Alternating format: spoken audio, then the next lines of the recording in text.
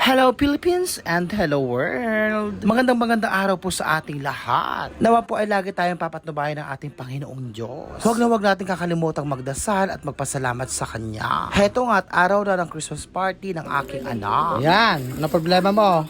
Pagbibitbit. Sige, tingnan natin kung kaya mo. Kaya mo ba? Ah? Ano? Oh, bigat? Pagsakay ko na ng tricycle. Pogi ng anak ko oh. Oh, di ba? Pogi yan. Oh, hindi yan ako. Ang naligyoso.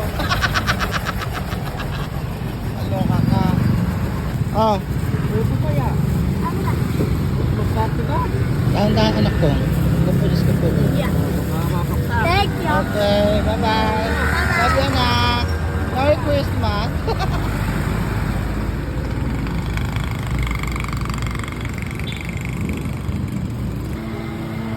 Na po. Naman ako magluto. Ito ang ulam namin ngayon. Wala na akong oras magluto.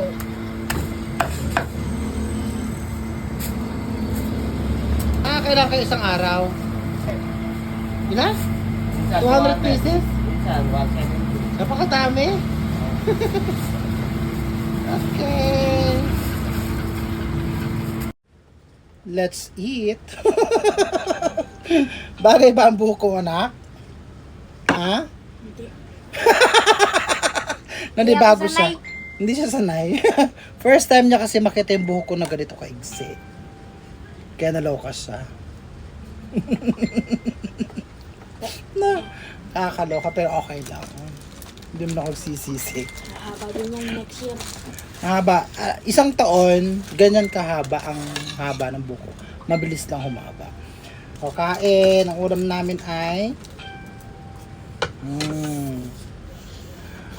sarap.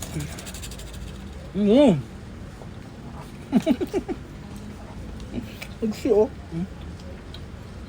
Pero sa ayan ang ganda ng buko. Pagupit din siya.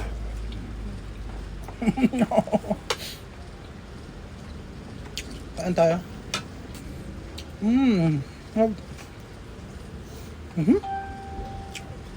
Sarap ng balat. Ang lasa.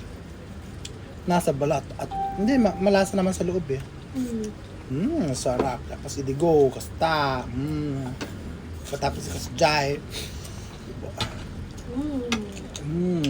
No. Thank you for watching. I love you all and I thank you. Bye guys. Abangan niyo.